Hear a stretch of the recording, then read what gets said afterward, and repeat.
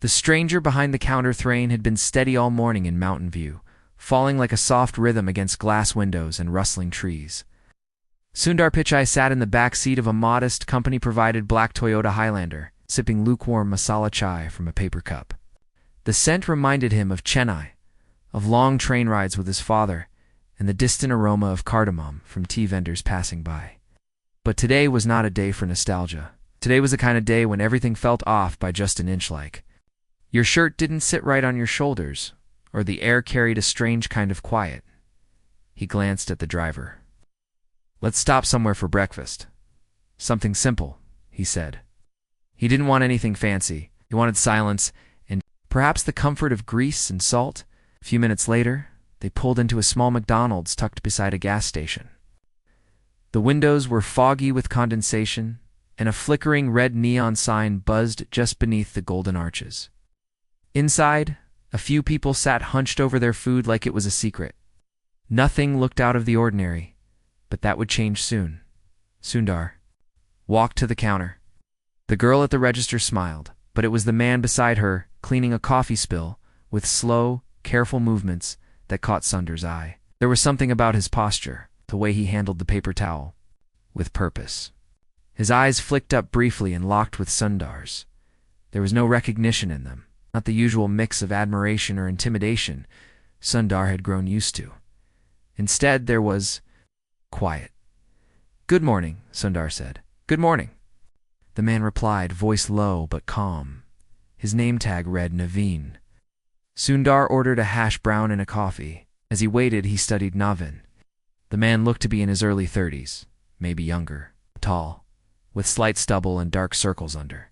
His eyes like old ink stains, but he moved with a strange kind of precision, as if his thoughts were always 10 steps ahead of his hands. When Navin brought the tray over, Sundar asked casually, "Been working here long?" Navin smiled faintly. "About 7 months." "You like it?" A pause. "It's honest work." Most people would have fumbled a bit here. Maybe asked if Sundar was someone important or pretended not to care. But Navin seemed to have no interest in small talk or even curiosity that only deepened Sundar's interest. "Have we met before?" Sundar asked. Gently, Navin hesitated. "No, sir." "Wait. Maybe we've walked the same roads." Sundar chuckled. Softly. He liked that answer. He took his tray and sat by the window, eyes still on the man now wiping tables. There was something deeply out of place. This wasn't just a case of someone down on his luck. This was something else. After finishing his meal, Sundar left, but not before handing a tip and a card with his personal assistant's number on the back. "If you ever want to talk," he said, "just give me a call." Naveen looked at the card for a long moment. "Why would someone like you want to talk to someone like me?" Sundar replied, "I don't know yet, but I think you have a story." He turned and walked out into the rain. Later that day, back at Google headquarters, Sundar found himself distracted during a board meeting. He couldn't shake the image of that man, the way he moved, the way he had paused before answering, not because he didn't know what to say, but because he was choosing which truth to reveal. Sundar pulled out his phone and made a note under a file he called Unusual Threads. 2 days passed, then 3, no call. He began to wonder if he had misjudged the situation. Maybe the man was just a quiet guy trying to get by. Maybe there was no story. Maybe Sundar had only projected his own memories of a childhood spent in a tour-room apartment in India where his father saved 3 years to buy a scooter. Of his own early days in America where he once worked in a cubicle that smelled like wet carpet and fear. But on the 5th day, the phone rang. His assistant buzzed in. "There's someone online too. Says his name is Navin." Sundar picked up the phone. "You took your time. I wasn't sure if the story was worth telling, and now I think it might be. But it's not one you'll forget." That's when everything began to shift. Nab came to meet him the next morning at a quiet office in Palo Alto. Wore the same jacket he had at McDonald's, but now his hair was combed and his shoes clean. He sat down, took a deep breath, and said the words that would burn themselves into Sundar's memory. "I used to be an engineer at Tesla. I helped design the battery module for the Model Y.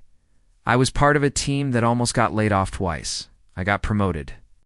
Then one day, I walked away from all of it. Sundar asked, stunned. Nay leaned forward, hands clasped, eyes clasped. Eyes tired, because sometimes you fix machines so well, you forget how broken you are. The silence in the room swelled like a wave. And the truth is, Naveen continued, I didn't just walk away. I disappeared. I left behind a 6-figure salary, a fiancé and friends, and a patent with my name on it. And nobody came looking. Sundar didn't speak. He just listened. Really listened.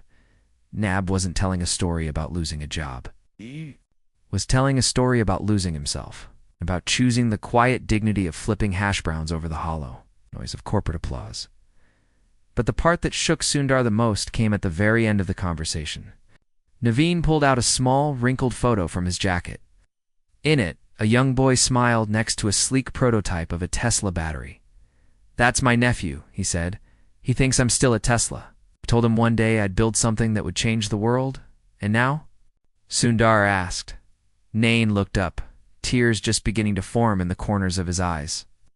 Now I just want to be someone he'll still believe in, even when he finds out the truth. The room went quiet again. And in that moment, Sundar made a decision not out of pity, not out of curiosity, but out of something deeper. Respect, and maybe something else too. Hope. I don't know where this story leads, Sundar said softly. But if you're willing to walk it, I'll walk it with you. Naveen nodded once, and that was all. But what neither of them knew was that someone else had been watching. Someone who didn't want this story to be told. Someone with everything to lose. And that, as it turned out, was just the beginning. The man in the gray hat, Naveen, didn't return to McDonald's after that day. He sent a short text to the store manager, thanking her for the chance to work there. She replied with a single heart emoji.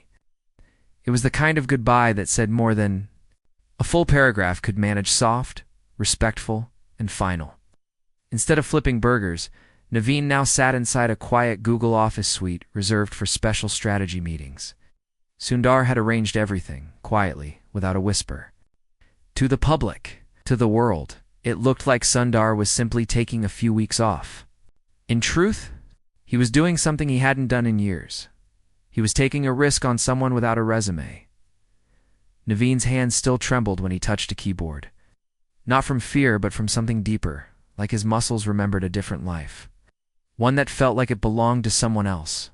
His login credentials had expired long ago at Tesla, but Sundar didn't need him to code or prototype. He needed him to remember, to unpack, to tell the story of what happened. But what came out wasn't just memory, it was a confession. Design wasn't mine, Naveen admitted one afternoon, voice barely above a whisper. Not completely. I improved it, optimized the heat management algorithm. But the real Cortha-layered cell compression model came from a guy named Elliot. Sundar raised an eyebrow. I don't recall seeing that name on the patent. You won't, Naveen said. He disappeared before it got filed. He didn't want the credit. He said the world wasn't ready.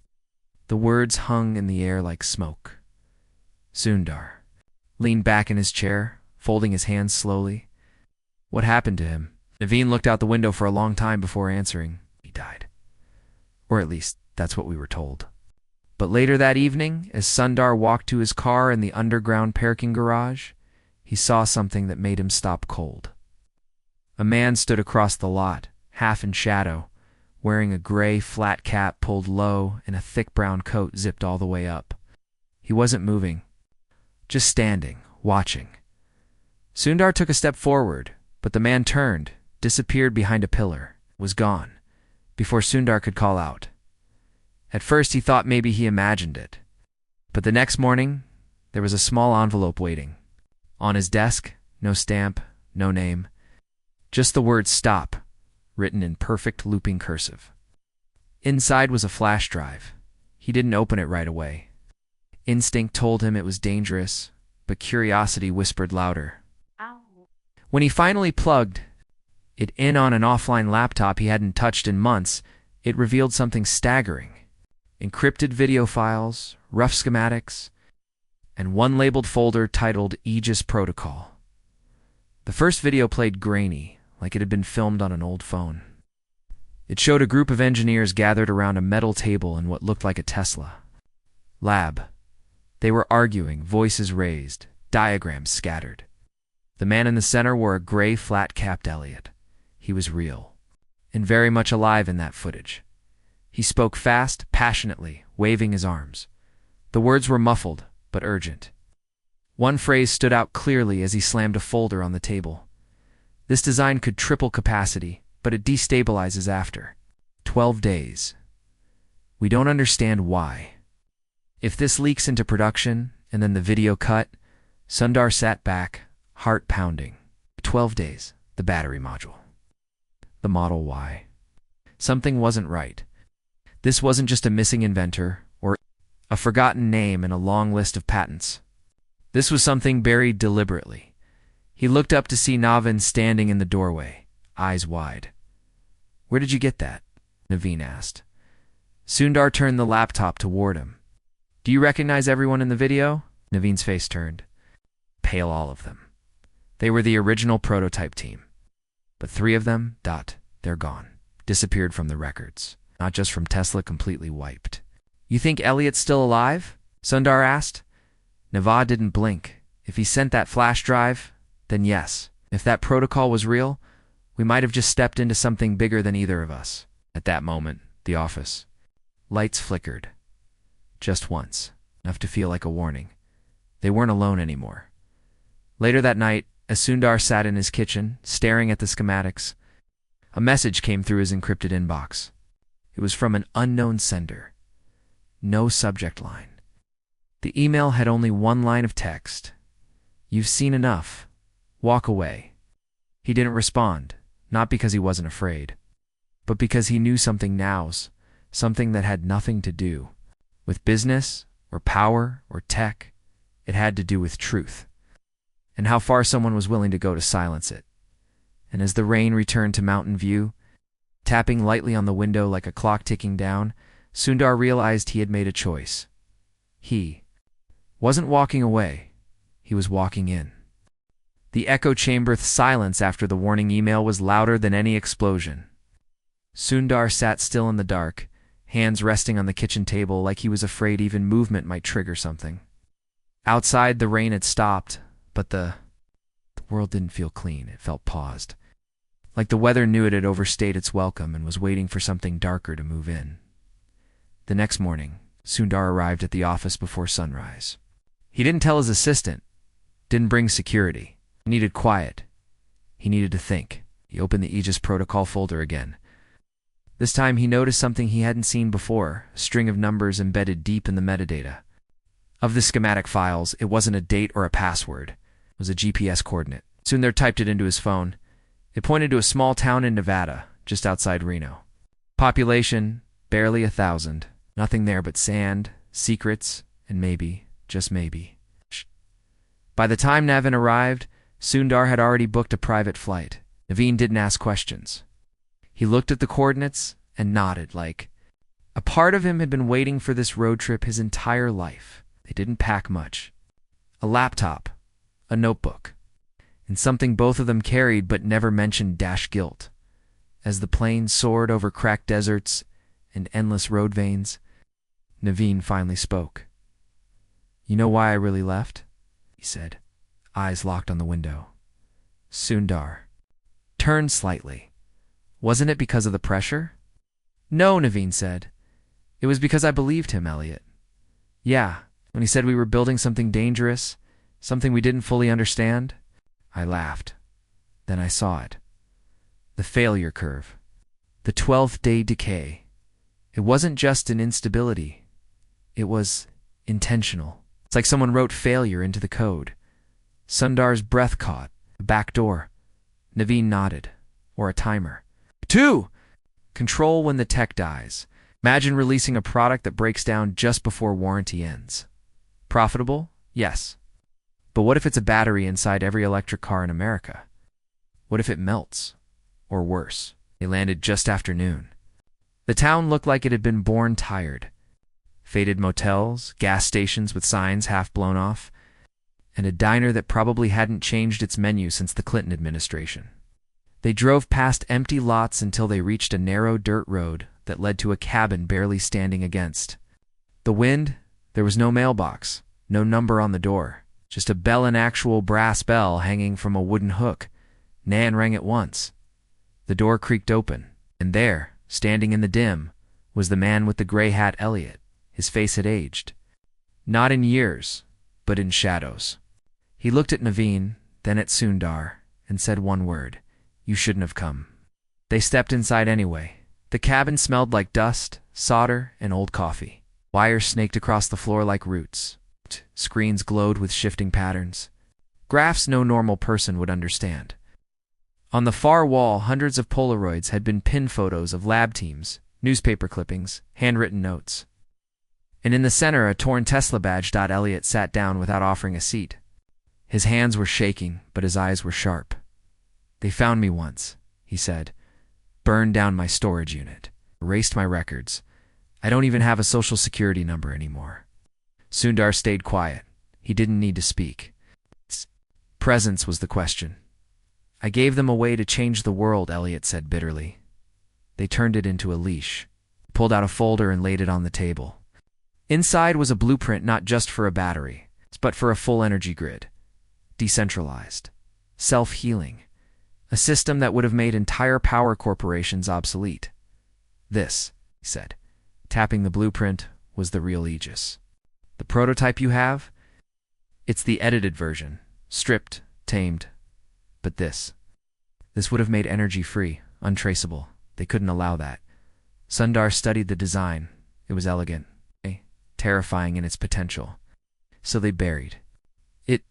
"No," Elliot said, his voice cold now. "They didn't just bury it. They waited. They were still watching. And now they know you're here." He turned to Sundar, locking eyes. "You want to help people? I get it. But if you try to bring this back, they will crush you. Not just your company, you, your family, everything." Outside, the sound of tires crunching gravel broke the air. Elliot stood, panic flashing through his movements. He grabbed the blueprint, tore it in half, stuffed it in the stove, and lit a match. "They're here." Sundar's heart raced. Naveen looked out the window. 2 black SUVs. No plates. Tinted windows. Elliot turned to Sundar. "I can slow them down. There's a back door. Go. Now." "We can't leave you," Naveen shouted. "You already did once," Elliot snapped. Sundar didn't move. His legs felt like anchors. But Elliot's look was final. It wasn't a request. It was a goodbye. They ran through the back door into the woods, lungs burning. Behind them, they heard shouting. Then a flash of orange light. The cabin was on fire. Whether it was Elliot who lit it, or the men in suits, they would never know. They didn't stop running until the cabin was a memory, and their breath came in painful bursts. Hours later, in a motel far from the town, Naveen sat on the edge of the bed, face blank. "We lost it," he said. "The last copy." Sundar didn't answer. He pulled out his phone and opened his email. He tapped on a draft he'd never sent. Attached was a photo he secretly snapped in the cabin. The blueprint. He had part of it. Not everything, but enough. But what he didn't know was that someone else had seen him take the photo, and that someone had already sent a message to a private inbox. The man who disappeared twice-eathed motel walls were too thin for secrets. That night, Sundar lay on the creaky mattress, staring up at the ceiling fan, spinning like a tired truth trying to gain momentum. Every so often it made a strange clicking. Sound like it too had something to confess, but couldn't quite say it aloud. Across the room, Naveen sat at the table in silence, tapping the corner of a napkin with a pen. He wasn't writing, just tapping. It had been like that for an hour. It's a kind of silence that wasn't peaceful, but full of pressure. A silence with teeth. "You think he made it out?" Sundar finally asked, voice low. Nay didn't look up. Elliot was a ghost even when he was alive. If anyone could disappear twice, it's him. Outside, the neon sign buzzed a dull red against the window. Vacancy. Ironic. Their heads were full. Their hands were full, but their path forward was anything but vacant. The next morning, Sundar checked his phone again. No alerts, no warnings. But something felt wrong. Not the kind of wrong you can name, the kind you can smell. They checked. Out of the motel without speaking much. As they reached the car, a folded piece of paper fluttered beneath the windshield wiper. It looked harmless, old, like a lost receipt. Sundar unfolded it with cautious fingers. It wasn't a threat. Exactly.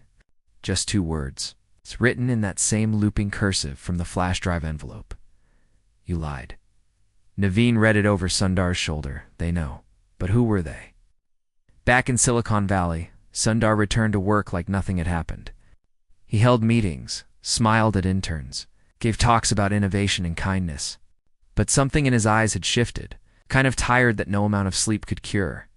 He no longer saw emails as tasks. He saw them as potential traps. When he looked at servers, he didn't see code. He saw footprints, trace his eyes. Watching from the dark in private, he tried rebuilding the parts of the blueprint he'd photographed. It was like piecing together a soul from shadows. The core structure was intact, but something was missing. The final layer. The sequence that would bind it all. The algorithm Elliot called the gate. And then one afternoon, while looking through archive notes, Naveen found it. Not in a folder, not in a database, but in an old notebook Elliot had once given him. It had been torn, smudged, nearly unreadable. But the code was there. Not in numbers, but in a pattern of underlined letters across random sentences. It took hours to crack, and when they finally did, they sat back in stunned silence. Because the gate wasn't just an algorithm, it was a defense. It's a self-activating firewall that would destroy the entire system if accessed by unauthorized code. Essentially a digital fuse wired to self-detonate the technology if it fell into the wrong hands, and someone, somewhere, had already triggered it. Navin checked his old Tesla emails, just curiosity. What he found wasn't a message, but a system notification. Account reactivated, June 9. Login detected from overseas server. But Navin hadn't logged in, not for months. And June 9 was the night after they met Elliot. Whoever was behind this had gotten ahead of them. They want to use it, Sundar said, realization tightening his throat. They want the technology, but without the gate. They want the control, not the freedom. Naveen looked sick. And if they succeed, ... Sundar nodded slowly. Then we give the world a cage with the illusion of light. Sat alone in his office at Google, lights off. The city shimmered beyond the glass like it didn't know what danger it was in. Or maybe it didn't, just didn't care. He opened his secure folder again. There was a new file. No sender, no subject. Just a video. He pressed play. Elliot appeared. Not live. A recording. If you're seeing this, Elliot said, it means I'm gone, or worse. Listen carefully. They were never after the blueprint. That was the bait. The real prize is the cue, Sundar. Your voice, your access, your belief. They want your name to validate the system, to endorse it. Once that happens, no one will question what it does. The screen flickered. Static rolled over Elliot's face. You have one chance. Use the gate. Release it. Let it burn if it has to. Or you'll become the face of the thing we were trying to stop. Then the video ended. Sundar sat in the dark for a long time. Moving, not breathing. A moment later, his phone, VIBR, 8TED. One new message. Unknown sender. Phase 2 is complete. Next comes Phase 3. Attached was a photo. It was Nam taken that morning, unaware, smiling over a coffee, marked with a red circle. Around his head, the weight of silent sight was raining again, but this time it didn't feel like weather. It felt like warning. The photo of Navin still glowed on Sundar's screen, harmless at first glance. It's just a man drinking coffee. Just a morning. Red circle wrapped around Naveen's head like a target disguised as punctuation. It's the kind of mark that doesn't scream, but whispers. We see you. We own this moment. And in the quiet after, there was a weight. Not fear exactly. Something heavier. A kind of responsibility that doesn't give you choices, just consequences. When Sundar finally looked up from the screen, his reflection in the dark window startled him. He didn't recognize the man staring back. He looked older, not by years, but by truths. He made the call. Nave picked up after the first ring, like he had been waiting. "You saw it?" Sundar asked. "I saw it." No small talk. No panic. Just two men standing at the edge of a decision. They met at a closed-down observatory an hour outside the city. It had once pointed telescopes toward stars. Now, it pointed their lives towards something far less romantic exposure. Nab arrived, wearing a hoodie, the same kind he used to wear at Tesla during overnight build sessions. He looked tired, but not defeated. "They're pushing us to react," Sundar said. "They want us to go public, panic, burn bridges. When we do, they'll control the narrative." "We don't go public," Naveen replied. "We go quiet." And that's when Sundar shared the part he'd kept to himself. He opened his laptop and revealed a file called Project Keystone. "What is this?" Naveen asked. "Insurance," Sundar said. "A mirror network. I started building it the day after. We found the gate. It's a shadow repository designed to store and replicate the real Aegis protocol. Untouched, invisible, unreachable, unless two keys are activated together." "Two keys?" Sundar nodded. "Mine. And yours." Naveen stared at the screen. His reflection flickered beside Sundar's, like they were two halves of the same secret. "So if one of us disappears," Naveen said slowly, "the other has the choice." "Not just the choice," Sundar said. "The responsibility." They didn't say anything for a while. Sometimes silence is where trust is tested. Not when words are spoken, but when they're allowed not to be. And then something changed. Nax. Phone buzzed. "One message. We warned you," a second later. The screen went black. His entire phone was wiped in front of them. Nav looked up.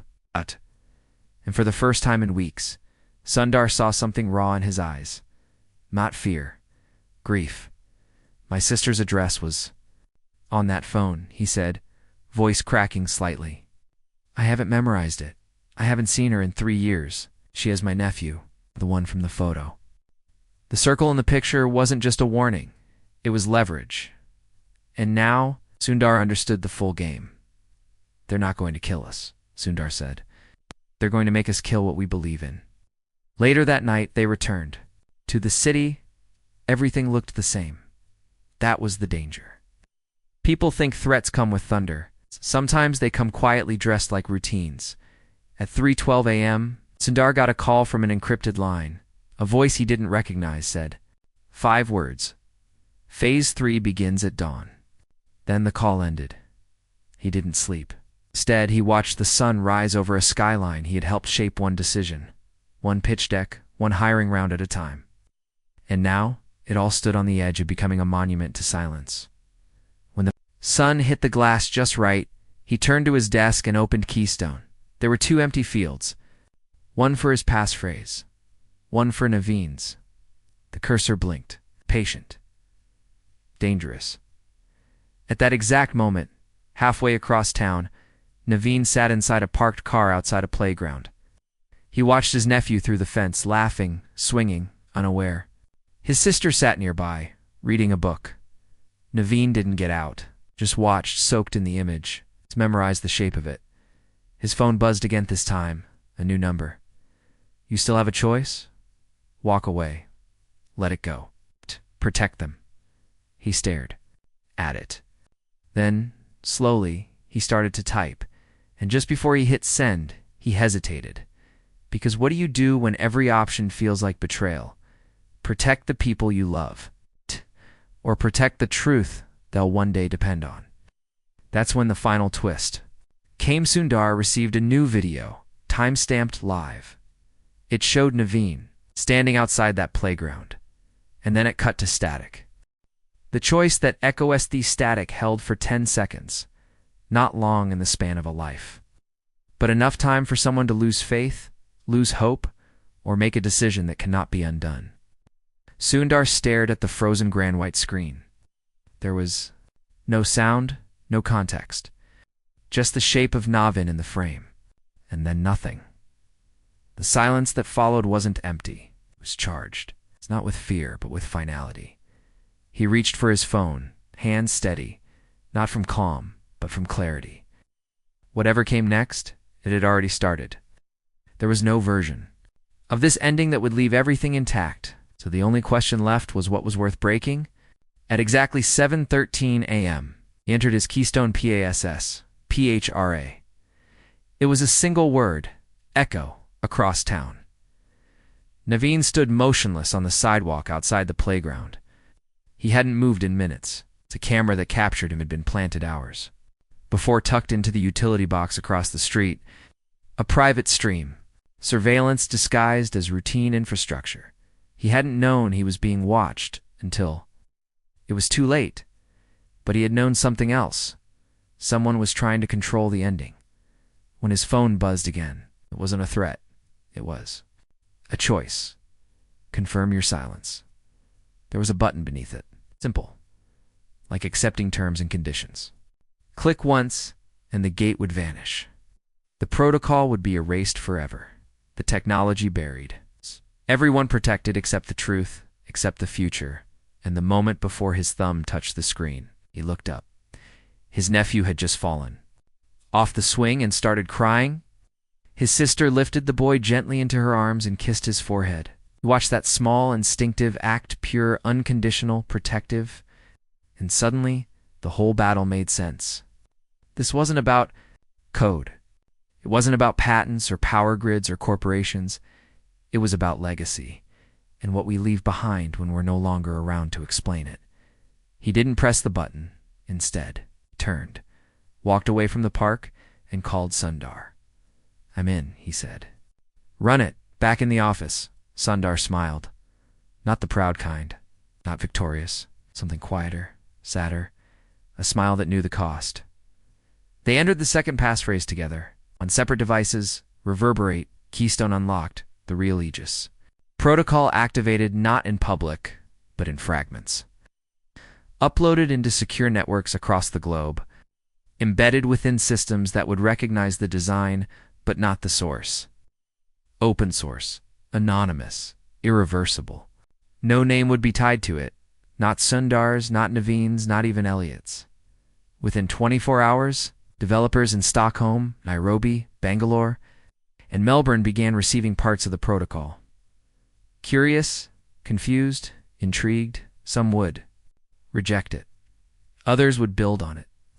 But none of them would be able to fully control it, and that was the point, because true change doesn't come from ownership. It comes from release. In the days that followed, the messages stopped. The black SUVs vanished. No new threats arrived, because the damage from their perspective was already done. The secret was no longer a secret, and you can't kill a ghost once it's learned how to haunt the system. A week later, Sundar returned to the same McDonald's. The girl at the counter smiled when she saw him. "You again," she said playfully. "Want the usual?" He nodded. But this time, he wasn't there for coffee. He walked to the corner booth where Navin now sat. Laptop open, watching the world pass by through the glass. "You think anyone will ever know?" Naveen asked. Sundar took a sip of coffee, thoughtful. "Maybe not, but maybe they don't need to." "You regret it? Not once?" Sundar said.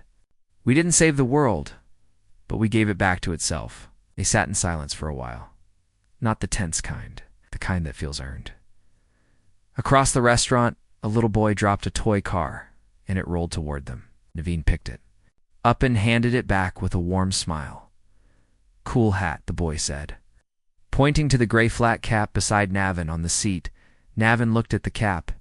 He hadn't worn it since Elliot disappeared. He put it on. "Thanks, kid," he said.